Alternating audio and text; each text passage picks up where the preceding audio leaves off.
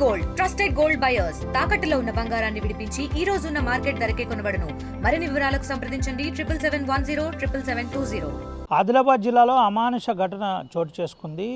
ఒక మైనర్ బాలికను వేధించిన ఘటన కాస్త జిల్లాలో సంచలనంగా మారిన పరిస్థితి. ఇచ్చోడ మండలం గుడిహత్నూరులో ఒక మైనర్ బాలిక తండ్రి ఇచ్చిన ఫిర్యాదు మేరకు 8 మందిపై ఫోక్సో యాక్ట్ కింద కేసు నమోదు చేసిన పరిస్థితి. అందులో 2 మైనర్ అబ్బాయిలు ఉన్నట్టు ఏఎస్పీ కాజోల్ తెలిపిన పరిస్థితి. అయితే ఏఎస్పీ తెలిపిన వివరాల ప్రకారం కొద్ది రోజుల క్రితం ఒక అబ్బాయితో అమ్మాయిని ట్రాప్ చేసే కార్యక్రమం అంటే చాటింగ్ జరిగింది. అనంతరం ఆ చాటింగ్ కాస్త ఈ చాటింగ్ అందరికీ చూపెడతాను, నువ్వు నగ్నంగా వీడియో కాల్ చేయాలని వీడియో చాట్ చేసిన పరిస్థితి. అందులో వీడియో నగ్నంగా చాట్ చేసింది స్క్రీన్ రికార్డ్ చేసి 8 మంది ఫ్రెండ్స్కు పంపించిన ఘటన సంచలనంగా మారింది. అది కాస్త ఒకరి దగ్గర నుండి మరొకరు వాట్సాప్లో షేర్ చేసుకోవడం, ఆ షేర్ చేసుకున్న అంశం కాస్త చిలికి గాలివానలా మారి ఈ అంశంపై అందరూ బ్లాక్మెయిల్ చేయడం మొదలుపెట్టిన పరిస్థితి. బ్లాక్మెయిల్ చేస్తూ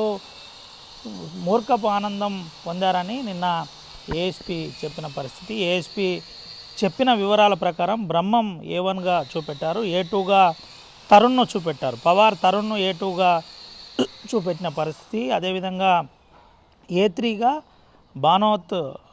బాలావత్ సింగ్ను చూపెట్టిన పరిస్థితి, A4గా ఇటు వరుణ్ను చూపెట్టిన పరిస్థితి, A5గా సుధీర్ను చూపెడుతూ ఇలా తులసిరామ్ను తండ్రి పేరు తులసిరామ్గా చెప్పబడ్డారు. అదేవిధంగా A6గా విఠల్ను చూపెట్టారు. ఇంకో 2 మైనర్ విద్యార్థులు వారి పేర్లు గోప్యంగా ఉంచారు. చట్ట ప్రకారం చెప్పకూడదు కాబట్టి చెప్పలేదు. అయితే ఓ మైనర్ అమ్మాయిని ట్రాప్ చేసి ఈ విధంగా టార్చర్ చేయడం పోలీసులు చాలా సీరియస్గా తీసుకున్నారు. ఏఎస్పీ కాజల్ సింగ్ చెప్పిన వివరాల ప్రకారం ఎవరైనా ఈ విధంగా పాల్పడితే చాలా కఠినంగా వ్యవహరిస్తాం, కఠినంగా వ్యవహరించడమే కాదు ఎట్టి పరిస్థితిలో ఉపేక్షించే పరిస్థితి లేదని చెప్పిన పరిస్థితి. దీంతోపాటు 8 మందిపై కేసు నమోదు చేశాం, 8 మందిని రిమైండ్కు పంపామని చెప్పారు. 8 మందిని రిమైండ్కు పంపుతూ 2 ఎవరైతే మైనర్లునో వారిని కూడా నిజామాబాద్ హోమ్కు పంపించినట్టు చెప్పిన పరిస్థితి. వారి దగ్గర ఉన్న సెల్ ఫోన్లను సీజ్ చేశారు, ఆధారిత ఎవిడెన్స్ను బిల్డప్ చేసిన పరిస్థితి కనబడింది.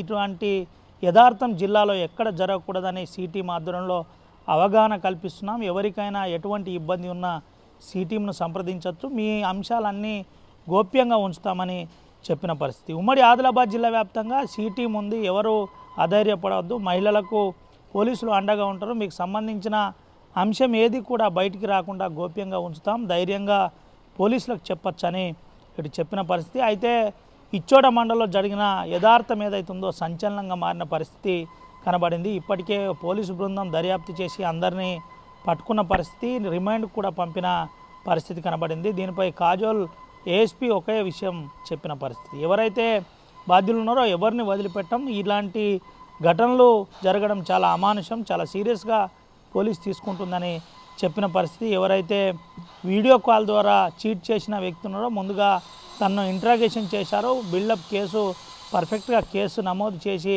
దానికి సంబంధించిన ఎవిడెన్స్ అంతా రికార్డ్ చేసిన పరిస్థితి కనబడింది. దీంతో పాటు వారిని రిమైండ్ కూడా తరలించిన పరిస్థితి కనబడింది. అయితే దీంతోపాటు ఇటు అవగాహన సదస్సులు కూడా ముమ్మరం చేస్తాం, ఎక్కడ ఎటువంటి అవాంఛనీయ సంఘటనలు జరగకుండా జాగ్రత్త పడతామని చెప్పిన పరిస్థితి కనబడింది. సిటీం ద్వారా మహిళలకు ఎటువంటి ఇబ్బంది లేకుండా చూస్తాం, ఎక్కడైనా ఇటువంటి ఆకతాయిల అంశాలు ఉంటే, ఆకతాయిల హరాస్మెంట్ ఉంటే, ఆకతాయిలు చీట్ చేసే ప్రయత్నం చేస్తే వెంటనే పోలీసులకు సంప్రదించాలని ఏఎస్పీ కాజోల్ చెప్పిన పరిస్థితి కనబడింది.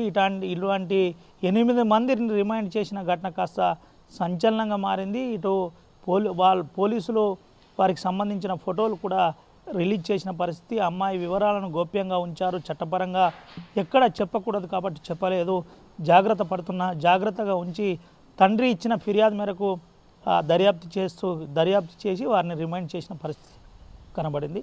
Vote studio. ఇండియా పాకిస్తాన్ తాజా అప్డేట్స్ కోసం డౌన్లోడ్ చేసుకోండి RTV లైవ్ యాప్.